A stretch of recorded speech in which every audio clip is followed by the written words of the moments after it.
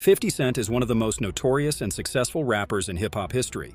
But before he reached stardom, he endured violent feuds, betrayal, and a near-death experience that almost ended his career before it truly began.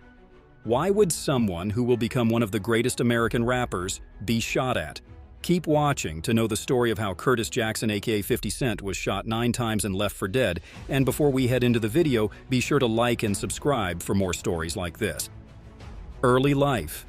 Curtis Jackson, known as 50 Cent, grew up in the rough streets of South Jamaica, Queens during the height of the 1980s crack epidemic. With no father figure, and his mother passing away when he was just 8 years old, 50 Cent turned to the streets and the local drug dealers for guidance. By age 12, he was dealing drugs himself, looking up to kingpins like Kenneth Supreme McGriff as role models of success. Supreme ran the formidable Supreme Team Gang, which controlled the drug trade in Queens, allegedly making over $200K a day at its peak. Mentorship by Black Just. 50 Cent formed a close bond with one of Supreme's top lieutenants, Gerald Black Just Miller.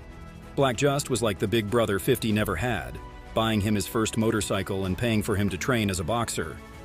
But 50's real passion was music. He spent his nights rapping over instrumentals in a friend's basement studio. In 1996, 50 was introduced to hip-hop legend Jam Master Jay, who taught him the artistry of songwriting. Supreme goes straight. After serving 5 years in prison, Supreme was paroled in 1984. Witnessing the rise of hip-hop, he sought to leave drug dealing behind and invest in the music business instead.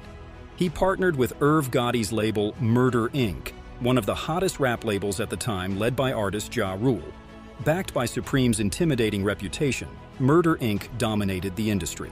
Origins of beef with Ja Rule. In 1999, Ja Rule was robbed of his jewelry while filming a music video. Supreme used his connections to retrieve it, proving his value to Murder Inc. However, 50 Cent claims he later saw Ja Rule speaking amiably to the robber, Troy. 50 confronted Ja, sparking a rivalry that would quickly spiral out of control. Ja Rule denies this version of events, escalating tensions. 50 openly mocked Ja Rule and Murder Inc. with provocative lyrics. At the same hip-hop summit in Atlanta in 2000, the two came to blows, with 50 actually stealing Ja's chain. Though the chain was eventually returned, 50 dealt a humiliating blow by wearing it himself in his next music video. Murder Inc. retaliated by trying to sabotage 50's career. When the two crossed paths again at a recording studio in 2000, another massive fight broke out. 50 Cent was stabbed, while Ja Rule associate Black Child was arrested. The court issued Ja Rule a restraining order from approaching 50 Cent. Ghetto Quran lyrics. However, the biggest offense to Supreme in the streets of South Jamaica was 50's song Ghetto Quran. The track described in detail the operations of Queens' most legendary drug lords. By name-dropping these gangsters, 50 was violating the code of the streets. Murder attempt. Supreme decided that 50 had to be dealt with. On May 24, 2000, 50 Cent was ambushed while sitting in a car outside his grandmother's home. Another vehicle pulled up, and gunman Darrell Homo Baum shot 50 Cent 9 times at close range. Was hit in the hands, arms, legs, chest, cheek, and jaw. His tongue was swollen, and he lost a tooth. One of his legs hung on by the skin. Rushed to a hospital, 50 Cent lay unconscious for days. He came close to losing his life. Unfortunately, Supreme's terror campaign that day didn't end with 50. His henchmen hunted down and shot at 50 affiliates E-Money Bags and Big Joe as well.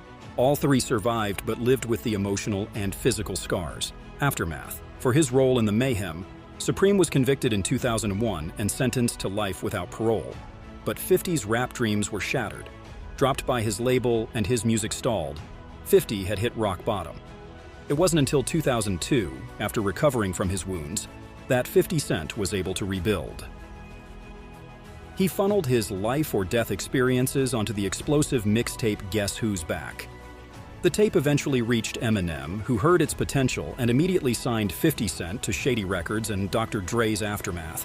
The rest, as they say, is history. The story of 50 Cent's turbulent rise to fame reminds us how loyalty and ruthlessness are dangerously intertwined values in street culture. Supreme's belief that 50 Cent violated the code of honor amongst hustlers motivated him to respond with brutal violence. Though they failed, the assassination attempts 50 Cent narrowly escaped change how we see the man behind the icon. His chart-topping music now carries the weight of those early bullets.